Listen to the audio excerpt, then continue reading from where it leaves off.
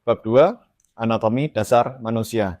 Jadi pada bagian ini kita akan membahas tentang sistem otot yang merupakan salah satu komponen penting dalam struktur tubuh manusia.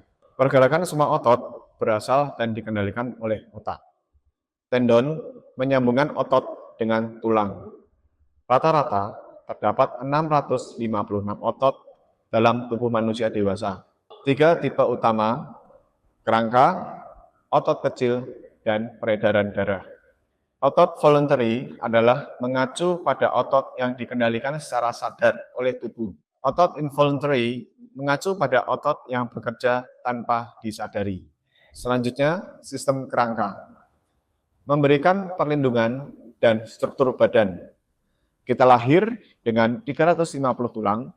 Setelah dewasa, tulang kita berkurang menjadi 206 tulang. Memproduksi sel darah merah dan sel darah putih. Menjaga keseimbangan mineral. Ligamen menyambungkan dari tulang ke tulang. Selanjutnya, sistem peredaran darah. Tubuh manusia mengandung 4-5 liter darah. Sistem peredaran mengangkut oksigen dan nutrisi ke sel-sel tubuh. Dilakukan oleh jantung dan paru-paru. Darah yang mengandung oksigen berasal dari jantung dikirim ke tubuh melalui pembuluh darah arteri. Darah yang tidak mengandung oksigen akan kembali ke jantung melalui pembuluh darah vena. Sistem saraf mengatur segala sinyal otomatis, sadar pada seluruh anggota tubuh dengan otak, tulang belakang, dan syaraf. Sistem saraf pusat itu otak dan tulang belakang. Sistem saraf persifar seperti pengirim pesan antara otak dengan anggota tubuh.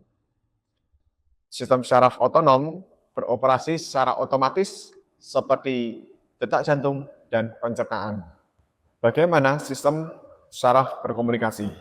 Sistem pencernaan menerima, mencerna, mengangkut, mengubah, dan menghilangkan kandungan dalam makanan, sehingga bisa memberikan energi dan komponen untuk pertumbuhan, pemeliharaan, atau perbaikan. Sistem pencernaan mulai dari mulut ke kerongkongan, ke perut yaitu lambung, nanti ke pankreas, ada di kandung kemih, lalu ke usus halus, hati, usus besar, rektum, dan berakhir di anus. Video bisa dilihat secara detail di link yang tertera di bawah. Sistem imun melindungi badan dari zat berbahaya atau yang dapat memberikan infeksi. Kulit adalah lapisan paling luar yang berfungsi sebagai pelindung. Kelenjar getah bening adalah menangkap kuman berada di seluruh tubuh.